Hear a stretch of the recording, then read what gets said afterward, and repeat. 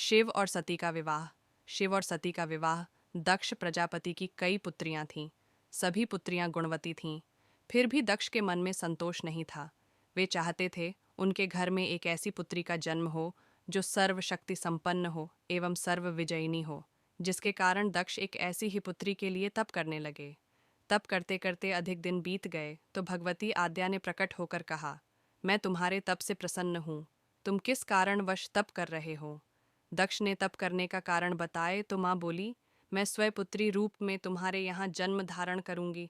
मेरा नाम होगा सती। मैं सती के रूप में जन्म लेकर अपनी लीलाओं का विस्तार करूंगी। फलतः भगवती आद्या ने सती रूप में दक्ष के यहाँ जन्म लिया। सती दक्ष की सभी पुत्रियों में सबसे अलौकिक थीं। सती ने बाल्य अवस्था में ही कई ऐसे अलौकिक आश्चर्यचलित करने वाले कार्य कर दिखाए थे, जिन्हें देखकर स्वयं दक्ष को भी विस्मयता होती रहती थी। जब सती विवाह योग्य हो गई तो दक्ष को उनके लिए वर की चिंता होने लगी। उन्होंने ब्रह्मा जी से इस विषय में परामर्श किया। ब्रह्मा जी ने कहा, सती आद्या का अवतार हैं। आद्या आदि शक्ति और शिव आदि पुरुष हैं, अतः सती के विवाह के लिए शिव ही योग्य और उचित वर हैं। दक्ष ने ब्रह्मा जी की बात मानकर सती का विवाह भगवान शिव के साथ कर दिया।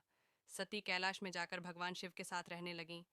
भगवान शिव के दक्ष के दामाद थे, किंतु एक ऐसी घटना घटित हो गई जिसके कारण दक्ष के हृदय में भगवान शिव के प्रति बैर और विरोध भाव पैदा हो गया। एक बार देवलोक में ब्रह्मा ने धर्म के निरूपण के लिए एक सभा का आयोजन किया था। सभी बड़े बड़े देवता सभा में एकत्र हो गए थे। भगवान शिव भी इस सभा में बैठे थे। सभा मंडल में दक्ष का आगमन हुआ। दक्ष के आगमन पर सभी देवता उठकर खड़े हो गए, पर भगवान शिव खड़े नहीं हुए। उन्होंने दक्ष को प्रणाम भी नहीं किया। फलतः दक्ष ने अपमान का अनुभव किया। केवल यही नहीं, उनके हृदय में भगवान शिव के प्रति ईर्ष्या की आग जल उठी। वे उनसे बदला लेने के लिए समय और अवसर की प्रतीक्षा करने लगे। एक बार सती और शिव कैलाश पर्वत पर बैठे हुए परस्पर वार्तालाप कर रहे थे। उसी समय आकाश मार्ग से कई विमान कणखल की ओर जाते हुए दिखाई पड़े। सती ने उन विमानों को देखकर भगवान शिव से पूछा, प्रभो, ये सभी विमान किसके हैं और कहाँ जा रहे हैं? भगवान शंकर ने उत्तर दिया, आपके पिता ने बहुत बड़े यज्ञ का आयोजन किया है। समस्त देवता और देवांगनाएं इन विमानों में बैठकर उसी यज्ञ में सम्मिलित होने के लिए जा रहे हैं। क्या मेरे पिता ने आपको यज्ञ में सम्मिलित होने के लिए नहीं बुलाया?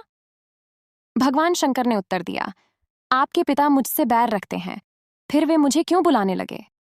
सती मन ही मन सोचने लगी। फिर बोली, यज्ञ के इस अवसर पर अवश्य मेरी सभी बहनें आएंगी। उनसे मिले हुए बहुत दिन हो गए।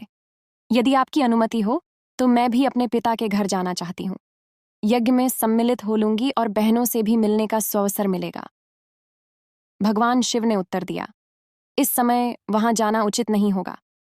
आपके पिता मुझसे जलते हैं, हो सकता है वे आपका भी अपमान करें।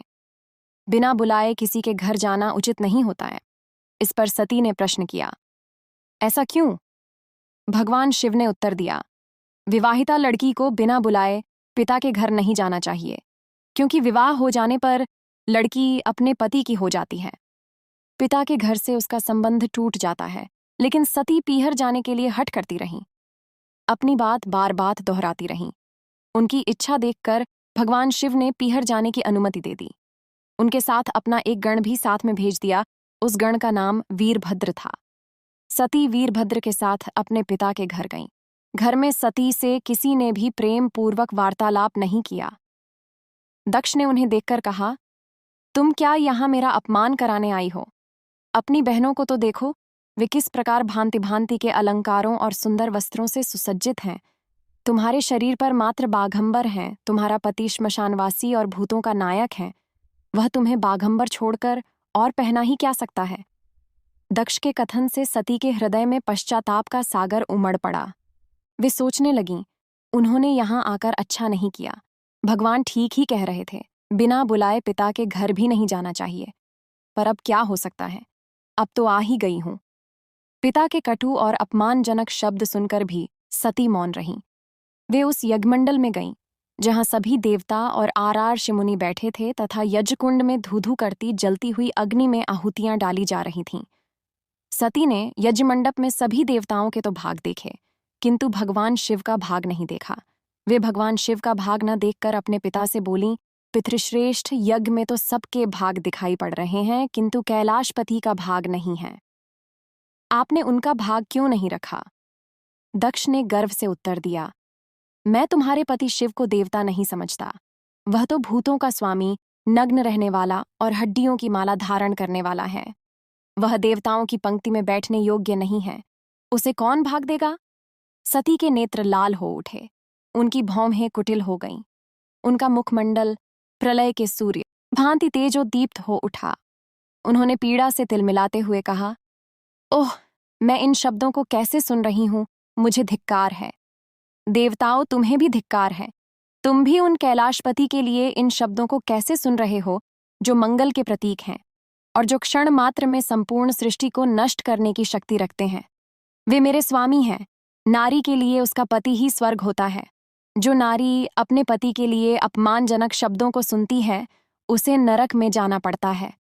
पृथ्वी सुनो, आकाश सुनो और देवताओं, तुम भी सुनो। मेरे पिता ने मेरे स्वामी का अपमान किया है। मैं अब एक क्षण भी जीवित रहना नहीं चाहती। सती अपने कथन को समाप्त करती हुई यज्ञ के कुंड में कूद पड़ी।